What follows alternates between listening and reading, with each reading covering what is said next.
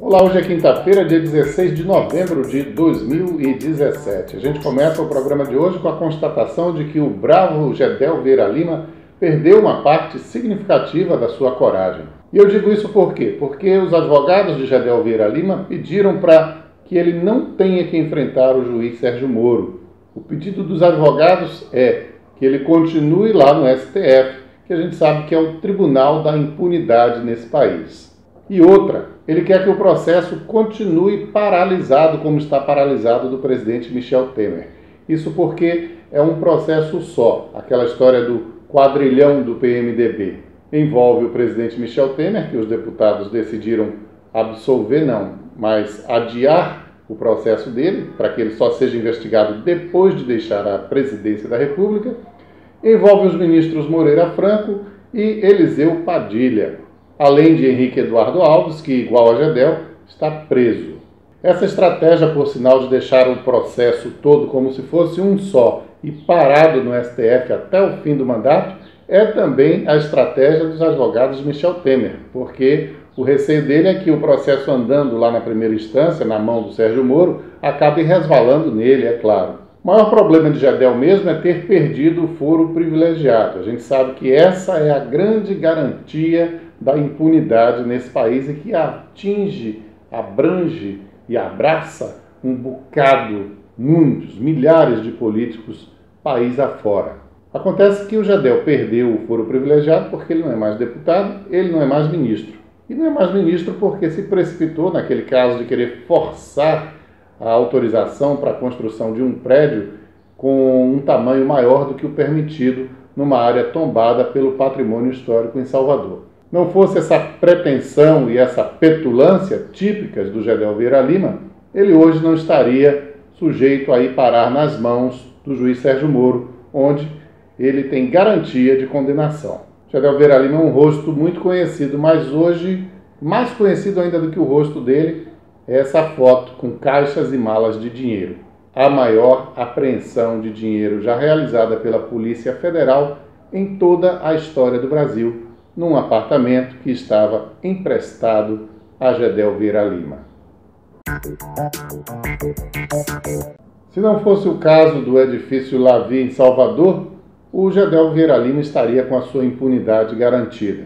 Isso porque o presidente Michel Temer já decidiu que não vai mexer com o ministro na reforma ministerial se esse ministro estiver complicado na Operação Lava Jato. Claro que ele não colocaria para fora o Angorá e o Primo, os apelidos que Moreira Franco e Eliseu Padilha receberam na Odebrecht. Mas corriam risco Gilberto Kassab e Marcos Pereira, outros aliados, ministros que também estão complicados na Operação Lava Jato.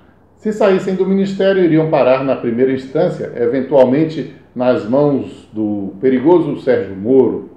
Para não perderem o foro privilegiado, eles continuarão no primeiro escalão do governo federal. Agora me diga que país é esse onde o sujeito, para não ser preso, tem que ser ministro. É uma situação realmente irônica, absurda, mas que tem precedente no caso do Paulo Maluf, por exemplo, que é deputado, que vota leis, que vota o impedimento do presidente e que não pode deixar o país, porque saindo do Brasil, ele vai preso.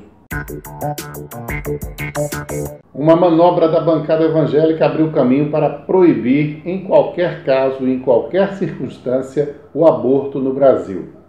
Anencéfalo, mulheres que foram vítimas de estupro, esses casos que a lei ainda admite de aborto no Brasil, podem vir a ser cancelados caso vá adiante um projeto que foi aprovado já numa comissão da Câmara. Esse projeto inicialmente tratava de conceder uma licença maternidade maior para mães com filhos prematuros, que naturalmente exigem mais cuidados. Só que, como essa comissão era dominada por parlamentares evangélicos, eles deram um jeito de incluir no texto que a vida começa na concepção. Que importância tem isso? Bom, esse é um ponto crucial, na verdade, porque quando se diz a vida começa na concepção, significa que desde os primeiros momentos do feto Se ele for extirpado propositalmente, você estará praticando um atentado contra a vida, você estará praticando um assassinato. Então, a mãe que aborta seria equiparada a uma assassina, independente do tempo de gravidez. Os movimentos de mulheres já estão se mobilizando, mas não é de se duvidar que a proposta vá adiante, porque a bancada evangélica tem demonstrado um poder, juntamente com a bancada da bala e a bancada ruralista, um poder crescente. Claro que a questão do aborto é uma questão delicadíssima e sempre envolve sofrimento. A mulher não vai fazer o aborto como quem vai a um piquenique. É sempre uma decisão árdua, uma decisão difícil. Mas, a meu ver, é uma decisão individual. O direito de decidir sobre isso tem que ser dado à mulher. É fácil para um legislador, que não vai carregar um filho na barriga durante 9 meses, dizer o que é que uma terceira pessoa pode fazer ou não pode fazer. Mas, sobretudo, a grande questão é que, independente da lei autorizar, as pessoas fazem. É assim que acontece hoje. Segundo um levantamento feito pelo jornal O Estado de São Paulo, nada menos que 4 mulheres por dia morrem no Brasil em decorrência de complicações de abortos que foram praticados. A proibição total do aborto não vai fazer essa estatística melhorar. Pode até fazer piorar, porque não há dúvida, as pessoas não deixarão de fazer aborto porque uma lei proíbe. Hoje a lei já proíbe a interrupção da gravidez em quase todos os casos. Mesmo assim, estudos apontam que 1 de cada 5 mulheres já praticou um aborto. As pessoas que defendem o direito das mulheres decidirem e escolherem defendem que haja um amparo a essa decisão da mulher. Não adianta condenar essa mulher como uma criminosa simplesmente e deixá-la em condições as piores possíveis para que o risco de morte seja iminente. Do jeito que é hoje, com as mulheres praticando abortos nas piores condições imagináveis, no lugar de uma morte, se tem 2. Morreu ontem, no feriado de 15 de novembro, um estrangeiro que cuidava das nossas florestas muito mais do que a maioria de nós brasileiros cuidamos. Eu não posso abandonar isso. A única coisa que me segura aqui é isso. Infelizmente, não deu para segurar mais. Ele estava muito fraco com 96 anos. Esse aí é o Franz Kreisberg, um pintor que, depois de contaminado pelas tintas, virou escultor. E também um defensor ardoroso da natureza, sobretudo da natureza no Brasil. É pena que brasileiro não conhece o Brasil.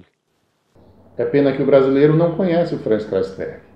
Uma boa oportunidade para corrigir isso é assistir o documentário da TV Brasil chamado Kreisberg, O Grito da Natureza. Foi postado no YouTube em 2013. Ele estava aí bem mais disposto. Não sei se o documentário foi feito nesse mesmo ano ou um pouco antes.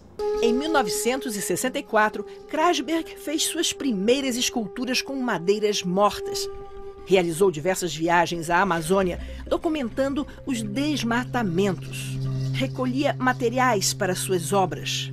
E depois veio morar aqui, no sul da Bahia, em Nova Viçosa, em 1972, ou seja, já se aproximavam dos 50 anos que este homem estava lá como um defensor da floresta da Mata Atlântica brasileira.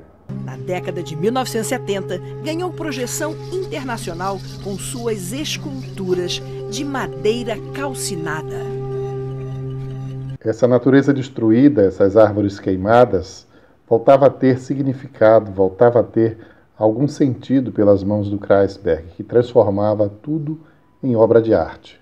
Uma obra de arte que era também, ao mesmo tempo, uma clara denúncia da devastação feita na natureza. Sem dúvida, estou completamente limitado aqui. Porque não existe mais floresta. Nova Viçosa, a floresta mais linda, mais rica do planeta, foi completamente destruída. Procura no YouTube Kreisberg, O Grito da Natureza, para você conhecer mais detalhes. E a gente vai ficando por aqui. Amanhã estaremos de volta com o Sala de Notícia. Passa lá também no nosso site e se inscreva no nosso canal no YouTube. Um abraço.